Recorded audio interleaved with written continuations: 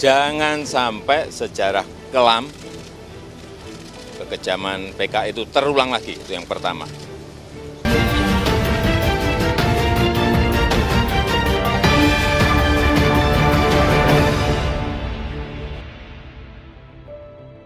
Keturunan ini melanggar TAP MPR apa? Dasar hukum apa yang dilanggar sama dia? Jadi jangan kita mengada-ada. Saya orang yang patuh peraturan perundangan. Ingat ini. Jangan sampai sejarah kelam kekejaman PKI itu terulang lagi, itu yang pertama. Kesatuan. Jangan beri ruang kepada ideologi lain yang bertentangan dengan Pancasila. Apalagi memberi ruang pada PKI. Tidak. Zaman saya tidak ada lagi keturunan dari apa? Tidak. Karena apa? Saya menggunakan dasar hukum. Posisi pemerintah sangat jelas. Pegang teguh TAP MPRS nomor 25 tahun 1966. Artinya apa? Komitmen kita, komitmen saya, komitmen pemerintah jelas. Bahwa PKI itu dilarang. Itu jelas sekali. Saya kira tidak perlu saya ulang-ulang. Perintahkan kepada TNI Polri, serta seluruh lembaga pemerintah untuk bersama-sama bersinergi membangun bangsa, membuat rakyat tenang dan tentram, dan bersatu padu menghadapi persaingan dan kompetisi global. Langkah Panglima TNI Jenderal TNI Andika Perkasa membolehkan anak keturunan Partai Komunis Indonesia, PKI, mendaftar jadi prajurit TNI mendapat apresiasi.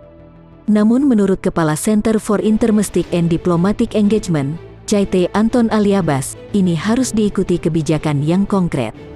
Anton menilai, pembuatan kebijakan itu sebagai bentuk pelembagaan atas sikap anti-diskriminasi di lingkungan TNI.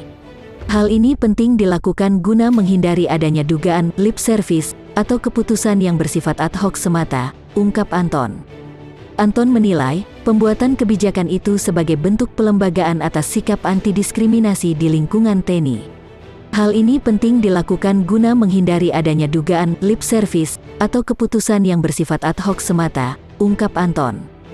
Selanjutnya, diskriminasi juga terjadi karena calon prajurit berlatar belakang di TNI, Permesta dan organisasi pemberontakan lain tidak mendapat tafsir berlebih seperti PKI. Anton juga menyebutkan, pelarangan keturunan juga berpotensi melanggar HAM dan UUD 1945. Sebab, itu menjadikan tidak semua warga negara sama kedudukannya di muka hukum dan memiliki kesempatan sama untuk mendapatkan pekerjaan layak. Tidak ada manusia yang bisa memilih untuk dilahirkan oleh keluarga siapa. Karena itu, langkah membebankan keturunan atas tindakan pendahulunya tidak memiliki dasar hukum kuat. Terkait isu infiltrasi ideologi komunisme yang mungkin dibawa oleh keturunan, Anton mengatakan hal tersebut berlebihan. Dalam konteks tersebut, menurut dia, TNI telah memiliki mekanisme dan standar baku tersendiri dalam melakukan seleksi penerimaan. Jika kita melihat lebih jauh, ideologi komunis sudah gagal berkembang, baik pada level nasional maupun internasional, jelasnya. Dirinya justru lebih khawatir dengan ancaman lain seperti konservatisme dan radikalisme agama yang belakangan ini mengalami perkembangan cukup signifikan. Ancaman radikalisme agama yang berdasar pada pemahaman konservatisme agama mengalami peningkatan signifikan belakangan ini, katanya. Oleh karena itu, dia menuturkan bahwa penting bagi Panglima TNI membuat kebijakan adanya evaluasi berkala terhadap mekanisme seleksi, termasuk tes wawasan kebangsaan yang dimiliki oleh TNI. Hal ini penting dilakukan untuk terus mengkontekstualkan ancaman kontemporer yang dihadapi TNI secara organisasi. Kepekaan atas perkembangan ancaman kekinian akan berkontribusi dalam pembangunan profesionalisme TNI, tutupnya.